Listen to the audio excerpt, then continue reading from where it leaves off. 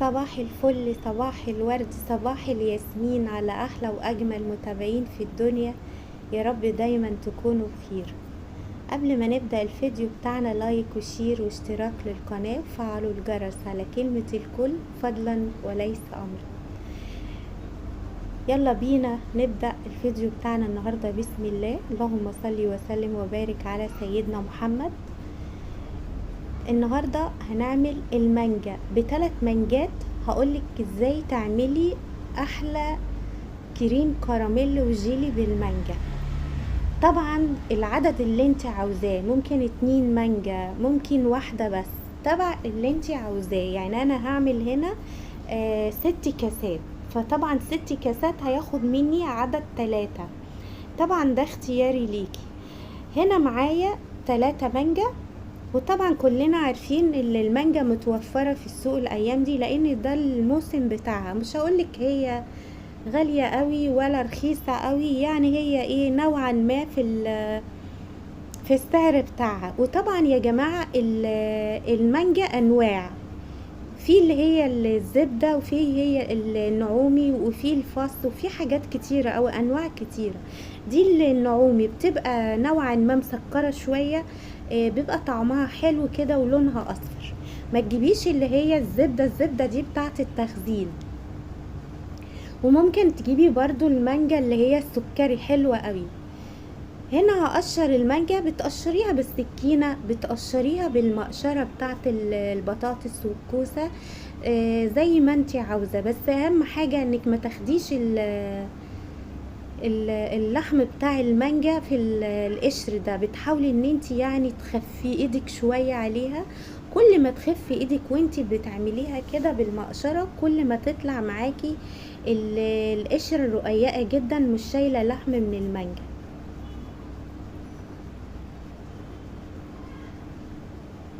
طبعا هعمل التالتة بس عشان ما زودش عليكم وقت الفيديو. بعد كده بتجيبي طبق كده حلو كبير، وبتيجي تقطعي المانجا، بتاخديها زي شطفة كده من فوق، وبتاخدي من الجناب برضو، بتطلعي من الجناب، والتانية برضو زيها زي ما احنا شايفين كده.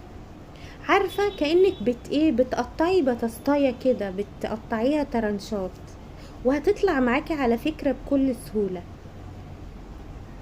والبذرة ما بترميهاش، لان بيبقى فيها برضو مانجا برضو بتاكليها يعني. هتقطعي بالاول كده، احنا عايزين مربعات صغيرة، هنقطع بالطول زي ما احنا شايفين كده، وبعد كده بالعرض عشان تاخدي. عارفين المربعات بتاعت السكر النباتي الصغيرة دي؟ انا عاوزة المربعات كده، يعني ما تحاوليش تزودي عن كده، وما تصغريش برضو. هعمل ال3 مانجات بالشكل ده. اقطع الاول طولي، وبعد كده اقطع بالعرض، وهنشوف الكمية بتاعت المانجا هتكفينا ولا لا. بعد ما قطعتها هقسمها كده في الكاسات بالتقريب.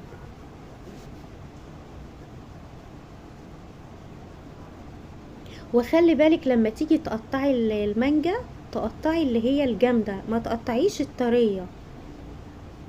بس اهم حاجة وانتي بتقطعيها ما تسيبيش اللحم في البذرة.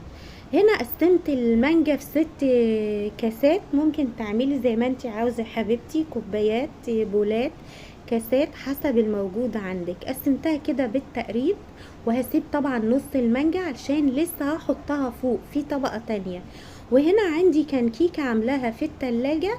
جبت قطعتين كيكة كده، وقطعتهم شرايح، مش شرايح، مربعات صغيرة زي ما احنا شايفين كده. يبقى طبقة مانجا، طبقة كيكة، مربعات. لو ما عندكيش كيكة استبعديها، ده اختياري ليكي يعني زي ما انتي عاوزة. هنا بقى معايا كيلو لبن غليته. طبعا انا ما باجي اغلي اللبن من طبعي بحط فيه الطفايه اللي هي بتمنع فوران اللبن. عارفه ان الطفايه دي عندكم موجوده في كل بيت، بس اللي مش موجوده عنده يجيبها، لانها حلوه قوي قوي. لان اللبن السايب ده بيبقى مليان بكتيريا، فلازم تغليه كويس جدا جدا. عشان تغليه وقت كبير بتوطي عليه النار شعلة وبتحطي الطفايه دي، بياخد وقته في الغليان كويس، لان لو ما حطيتش الطفايه هيطفي مني مجرد ما يغلي. لا، انا بسيبه يغلي مره واتنين وتلاته، يعني اكتر من 10 دقايق بسيبه على النار. طبعا الكيلو اللبن ده كتير على الباكت الكريم كراميل، فهشيل مج زي ما احنا شايفين. ده باكت كريم كراميل من دريم، حلوة قوي قوي. انا بحب طبعا دريم، دايما بجيب منها الجيلي والكريم الكراميل. بصراحة شركة مضمونة جدا، والحاجات اللي فيها كويسة. بصي على الصلاحية بتاعته وتأكدي منها قبل ما تفتحيه، او وانت بتشتري اي حاجة لازم تبصي على تاريخ الانتاج وانتهاء الصلاحية. اللبن ده مغلي، مش هحطه على النار واحط الكريم كراميل وبعدين اقعد اقلب والكلام ده، لا. كريم كراميل يا جماعه مجرد ما اللبن يبقى سخن على طول بتحطي بتقلبي، تحطيه في كاسات في كوبايات. ليه؟ مش محتاج، لان انت مش بتعملي مهلبيه ولا كاستر عشان محتاجه تتقل، محتاجه تجمد، محتاجه غليان.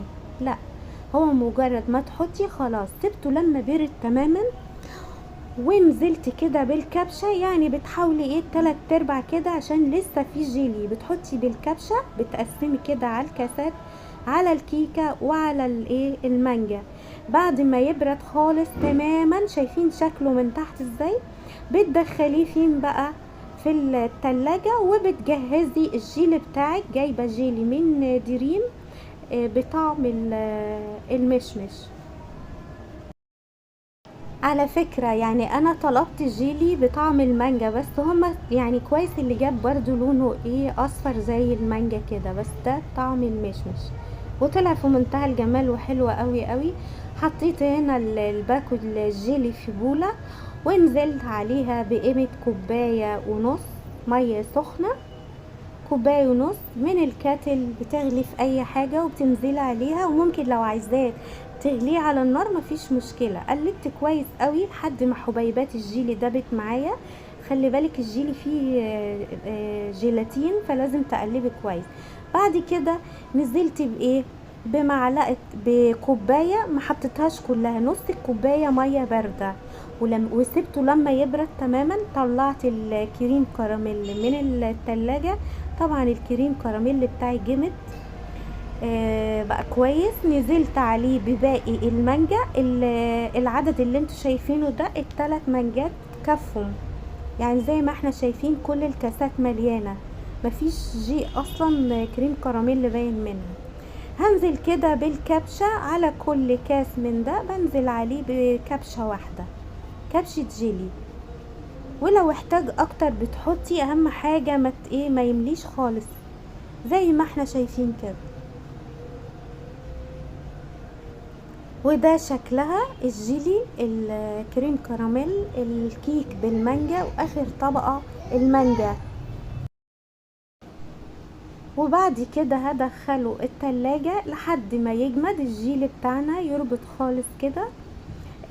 طعمه جميل جدا جدا ومغذي. وعندك الاطفال لو مش بيحبوا الكيكة، مش بيحبوا الكريم كراميل، مش بيحبوا المانجا، الجيلي اعملي كل ده في بعضه، دخلي ده كل ده في بعضه. طلعته من التلاجة وحطيت عليه كريز، ممكن تحط عليه كريم شانتيه لو انت عاوزة. هو كده لوحده حكاية، يعني مش محتاج لا كريز ولا محتاج حاجة. طعمه جميل جدا جدا. الكريم كراميل مع الجيلي مع الكيك مع المانجا، يعني عاوزة اقولك ان بيدي تيست عالي جميل، طعمه جميل حلو قوي. جربيه، وخاصة في الجو الصيف ده اعملي اي حاجة كده تكون ساقعة في الجو الحر ده، ترطب عليكي في الجو الصعب ده. طعمه جميل جدا جدا، يعني هو شكله روعة وطعمه احلى كمان من شكله، تحفة جدا. جربيه بالطريقة دي. لو عندك مانجا، وعندك المانجا خزنيها، حلوة قوي قوي. طريقة سهلة وبسيطة وهتعجبك، وفي نفس الوقت طعمها حلو قوي قوي، فيها مكونات كتير.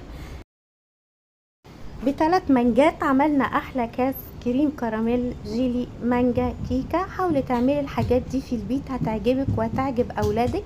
بلاش تشتريها من بره لانها غالية جدا ومش مضمونة من حيث الجودة والنظافة، ومش عارفة معمولة ازاي. اشوفكم على خير ان شاء الله.